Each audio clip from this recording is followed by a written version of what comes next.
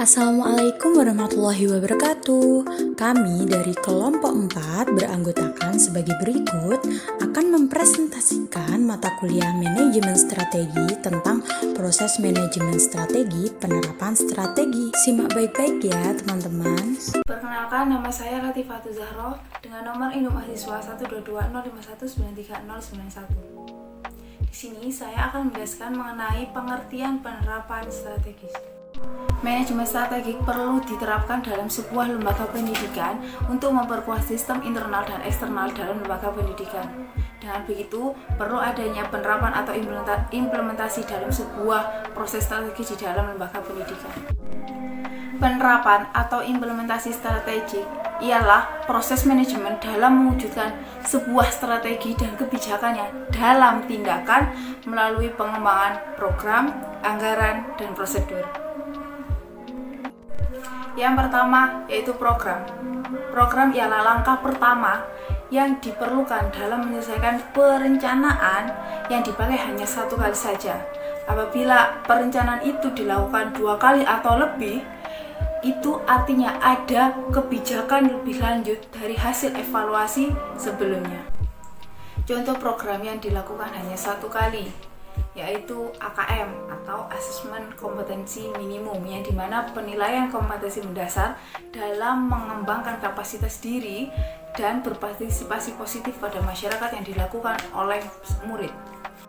Cakupan dalam AKM ini yaitu berupa pertama hasil belajar kognitif, yang kedua hasil belajar non kognitif, yang ketiga yaitu survei lingkungan, yang dimana yang dilihat itu kualitas dan penunjangan dalam pembelajaran. Peserta yang boleh berpartisipasi dalam AKM ini terbagi menjadi 2 kategori. Yang pertama, persekolahan dengan peserta sampel atau kelas tengah, yang dimana kelas tengah ini meliputi kelas 5, kelas 8, dan kelas 11 yang dipilih secara acak. Kategori yang kedua yaitu kategori kelas akhir atau kelas 6, kelas 9, dan kelas 12 bagi yang memerlukan. AKM ini tidak ditujukan untuk individu, melainkan untuk sekolah dan daerah dalam memperbaiki pembelajaran di sekolah. Contoh program yang dilakukan 2 kali yaitu kurikulum, yang dimana adanya perubahan dari hasil evaluasi sebelumnya. Yang kedua yaitu anggaran. Anggaran ialah program yang dilakukan dalam bentuk satuan uang secara rinci dalam biaya perencanaan dan pengendalian pembelajaran di lembaga pendidikan. Yang ketiga, prosedur. Prosedur ialah SOP atau langkah-langkah yang menggambarkan suatu tugas ataupun pekerjaan yang akan diselesaikan. Assalamualaikum warahmatullahi wabarakatuh. Saya Nani Istia. Di sini saya akan menjelaskan tentang langkah-langkah penerapan strategi. Nah, untuk langkah-langkah penerapan strategi itu ada 4. Langkah yang pertama yaitu mendefinisikan tugas strategi. Maksudnya menjelaskan dalam bahasa yang sederhana hal-hal yang harus dikerjakan dalam suatu tugas tertentu untuk menciptakan atau menjaga keunggulan kompetitifnya. Yang kedua atau langkah yang kedua ini menilai kapabilitas organisasi. Nah, evaluasi kemampuan organisasi untuk menerapkan tugas-tugas strategi.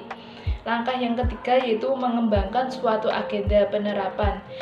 Pihak manajemen itu memutuskan cara mengubah pola manajernya, cara mengelola, dan keahlian dan siapa saja yang dibutuhkan dalam peran-peran yang utama atau tugas-tugas yang utama. Yang keempat atau langkah keempat ini ada menciptakan rencana penerapan. Tim manajemen tingkat atas, satuan tugas pendidik, dan yang lainnya mengembangkan rencana penerapan. Nah, tim manajemen ini memantau kemajuannya.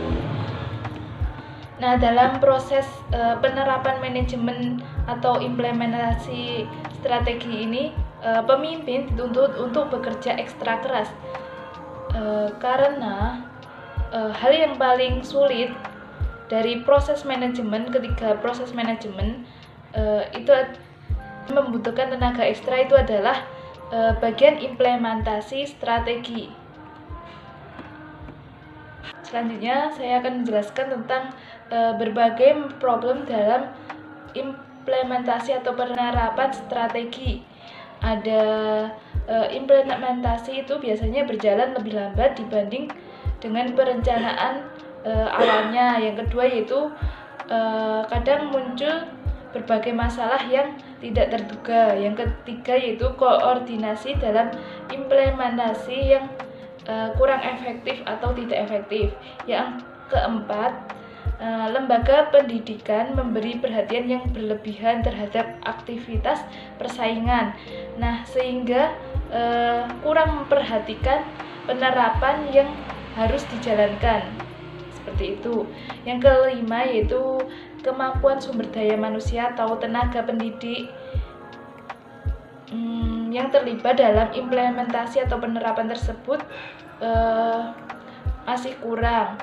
Yang keenam, pendidikan dan pelatihan sumber daya manusia yang kurang memadai.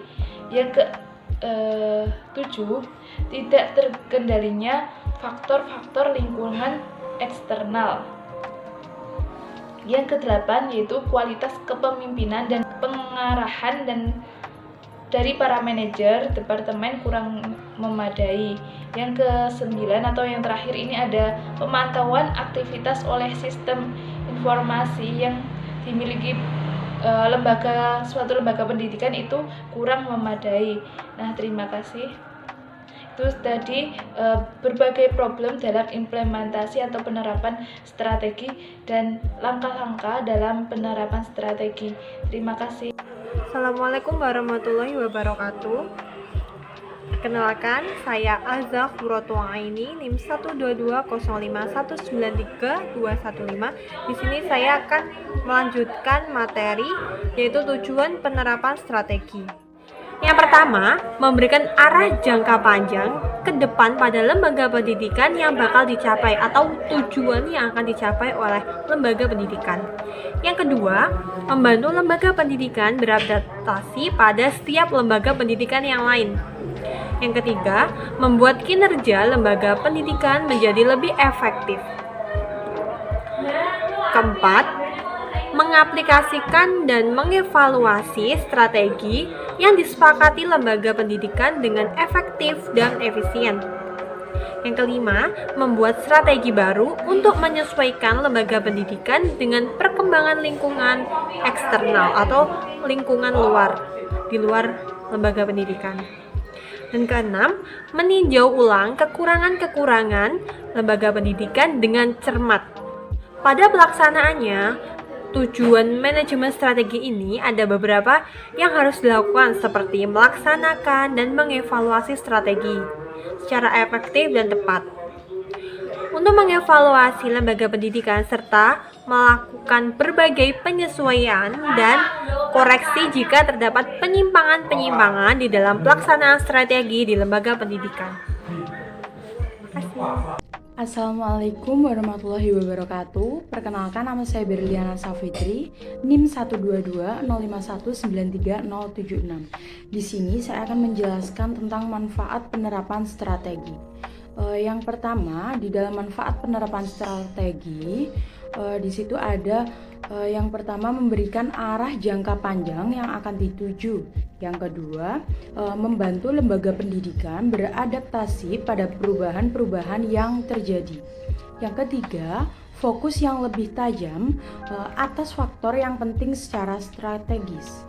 Yang keempat, memiliki visi strategi lembaga pendidikan yang lebih jelas.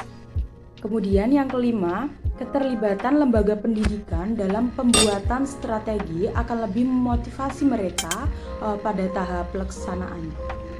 Kemudian meningkatkan pemahaman mengenai perubahan lingkungan yang sangat cepat. Yang selanjutnya, aktivitas pembuatan strategi akan mempertinggi kemampuan lembaga untuk mencegah munculnya masalah di masa yang akan mendatang. Kemudian yang terakhir yaitu membuat suatu organisasi menjadi lebih efektif. Sekian dari kelompok kami, bila ada kurang lebihnya mohon maaf. Terima kasih. Wassalamualaikum warahmatullahi wabarakatuh.